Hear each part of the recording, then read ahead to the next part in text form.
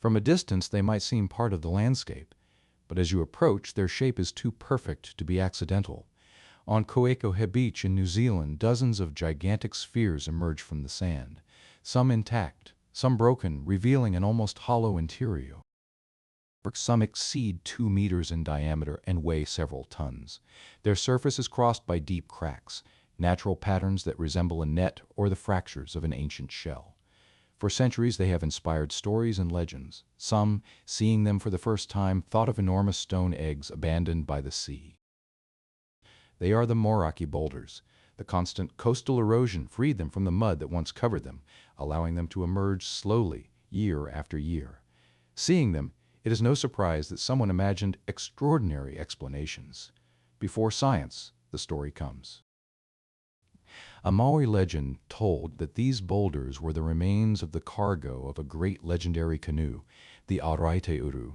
According to tradition, the vessel carried the ancestors of the Ngai Tahu people to the island.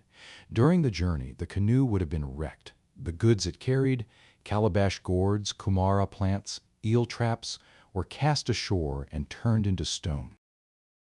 The rocks that stretched toward the sea from Shag Point would represent parts of the wreck. A nearby rocky headland would be the petrified body of the captain. And those cracks on the spheres? According to the legend, they are the fishing nets of the ancient navigators. It is not just a myth. It is a way to explain the landscape, to give it memory and meaning. Over time, the Moeraki Boulders entered the cultural imagination. Today, they are one of the best-known natural attractions in the region. But beyond tourism, what truly strikes is their silence. They do not dominate the landscape. They inhabit it.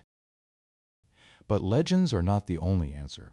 Analyses have shown that the Moeraki Boulders are septarian concretions formed about 60 million years ago during the Paleocene. At that time, there was no beach here.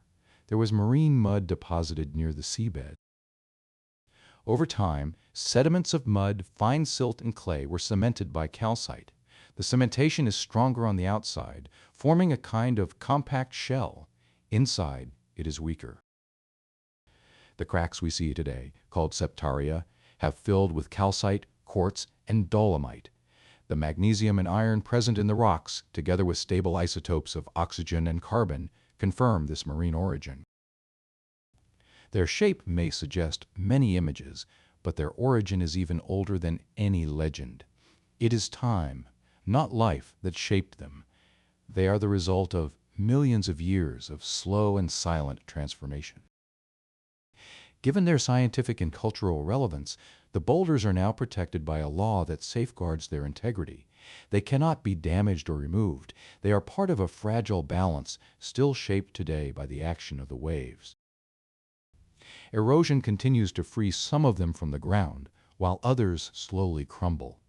It is a natural cycle that has continued for millions of years, and we can only observe it.